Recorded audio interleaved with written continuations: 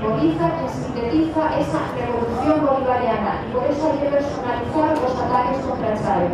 Pero lo que hay detrás son los ataques a un proceso que es un proceso de dignidad, un proceso de soberanía, que no puede ser consentido ni aceptado por todos los países que apuestan por el capitalismo y por doblegar a su ciudadanía.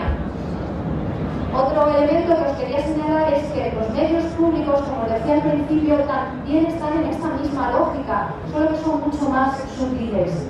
Televisión Española, por poneros un ejemplo, el 13 de febrero se hace eco de la campaña de la oposición para elegir al candidato. Se hace eco que si visteis los informativos en ese momento os daréis cuenta que estaban dando un tratamiento a las primarias de la oposición venezolana como si fueran las elecciones presidenciales de Estados Unidos, que fue algo insólito. Que nosotros, bueno, ¿cómo es posible? No están dando un tratamiento exactamente igual, ¿no? Pero es que además, si hacéis un seguimiento un poco de archivo, os encontráis con una noticia que apareció el 13 de febrero, que en la web aparece registrado con el siguiente titular: el gobernador Enrique Capriles será el rival de Hugo Chávez en las presidenciales de Venezuela. Y inmediatamente después hay un vídeo que reproduce la noticia que dio Televisión Española en ese momento en un informativo de máxima audiencia. Aparentemente lo que hace el corresponsal, el locutor de televisión, es conectar con un corresponsal que está en Caracas, dando la victoria de Capriles en las primarias. Pero la realidad no es esa, la realidad es que conecta con ese corresponsal que va dando paso a palabras de Capriles en una entrevista que ha sido grabada con anterioridad, de la que se van recogiendo pequeños fragmentos donde se le da la palabra a Capriles, previa introducción del supuesto corresponsal, en el que va dando todos los tópicos de la campaña de Capriles.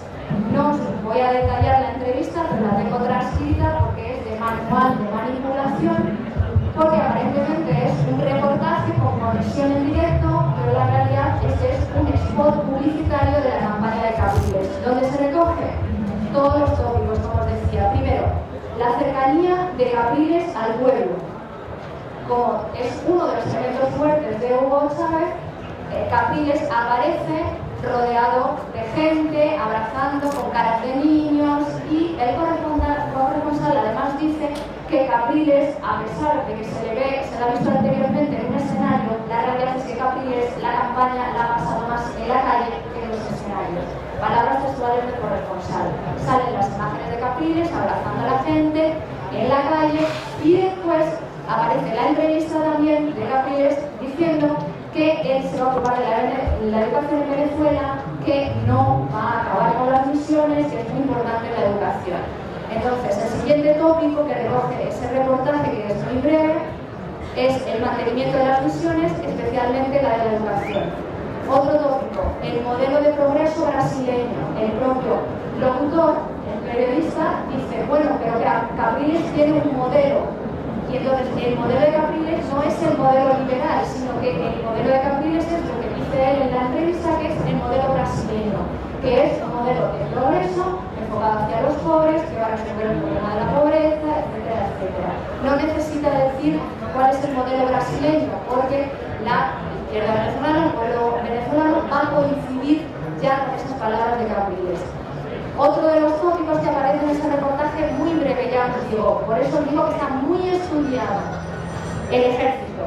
Hay una intervención en la que aparece una imagen del ejército como si fuera la guerra, con el camuflaje, marchando y con gritos, y la voz en off del periodista que dice: Capriles también tiene una imagen de ejército. Aparece Capriles en la entrevista diciendo: yo quiero un ejército para todos los venezolanos, no un ejército al servicio de un partido o de una persona.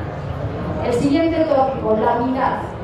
Constantemente repite Capriles en la entrevista con la introducción del presentador que se trata de gobernar para todos.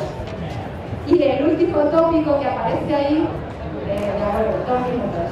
El último tópico es la no confrontación. Hay unas palabras de Capriles en esa entrevista muy interesante en la que dice que los venezolanos